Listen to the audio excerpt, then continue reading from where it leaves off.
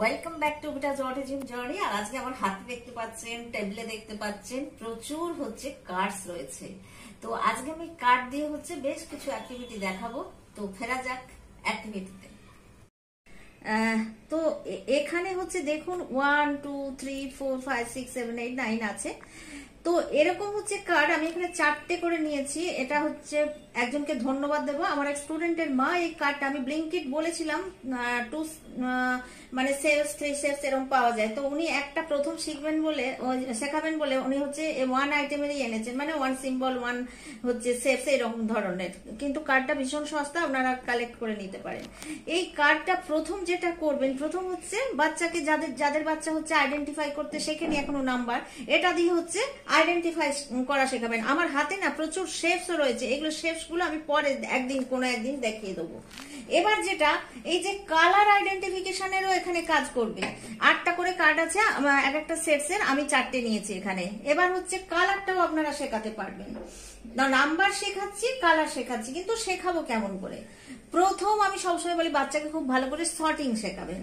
Sorting শেখানোর সময় দুটো দুটো করে টার্গেট স্কিল ধরবেন। আমি সব সময় বলি যার বাচ্চার কগনিটিভ লেভেল যেমন, সেই মতো আপনারা টার্গেট স্কিল ধরবেন। তো প্রথম আপ সাইডটা ডাউন করে দেবেন বাচ্চাকে, এরকম ডাউন করে দিলেন। দিয়ে ধরুন এখানে 2 দিলেন। প্রথম ধরুন আপনি আগে আইডেন্টিফাই করা নাম্বার শেখাচ্ছেন, তো এখানে দিলেন।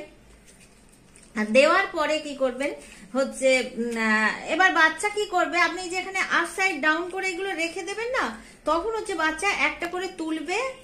আপনাকে প্রথমে এরকম রাখবে কার্ডটা, আপনি বলবেন শুধু জাস্ট জেস্টারাল প্রম্পটিং দেবেন। বাচ্চা 2 বললো, এবার 2 সঙ্গে সঙ্গে এখানে রাখবে। এইটা ফার্স্ট অ্যাক্টিভিটি। এরপরে আমরা আসবো কালার ম্যাচিং অ্যাক্টিভিটি। মানে এখানে 1 যে কালারের 1 আছে সেই কালারের 1 আমি বাচ্চাকে বলবো যে রাখো। তার মানে সেখানে কালার আইডেন্টিফিকেশনটাও বাচ্চা শিখছে। নেক্সট অ্যাক্টিভিটিতে চলে যায়। নেক্সট অ্যাক্টিভিটিতে প্রথম বাচ্চা তো আইডেন্টিফাই করতে শিখে গেছে, কালার কনফার্মেশন হয়ে গেছে, সব হয়ে গেছে। এবার যেটা বলবো, প্রথম বাচ্চাকে বলবো যে গিভ মি অল নাম্বার 1 বা অল 1, যা আর যে ভাষা ইউজ করবেন একই রকমই করবেন। তখন বাচ্চার এটাতে ফাইন মোটরসেরও কাজ হয়ে যাচ্ছে। তখন বাচ্চা সমস্ত 1 গুলোকে একসঙ্গে এরকম করে করে কালেক্ট করবে। হয়ে গেল। তারপরে 2, এইভাবেই আমি জাস্ট দুটো কার্ডে দেখিয়ে দিচ্ছি, করলো। এরপরে আবার আমি বলবো যে তুমি আমাকে 2 গুলো দাও, নাম্বার 2। হয়ে গেল অ্যাক্টিভিটি। এবার নেক্সট অ্যাক্টিভিটিতে আমি বাচ্চাকে কি বলবো না, আমাকে শুধু রেড কালার নাম্বার 1 দাও। তখন বাচ্চা শুধু অনলি রেড কালার 1 গুলোকে কালেক্ট করে আমার হাতে দেবে। তাহলে 4 নম্বর অ্যাক্টিভিটিও আমাদের হয়ে গেল। আবার দেখুন কার্ডগুলোকে অ্যারেঞ্জ করেছি। এখানে বাচ্চাকে যেটা করতে হবে, আমরা মিড লাইন ক্রসিং অ্যাক্টিভিটি শেখাবো। আরো কার্ডগুলোকে আমি দূরে দূরে করে রাখবো, এইরকম রাখবো, এরম রাখবো, এরম রাখবো।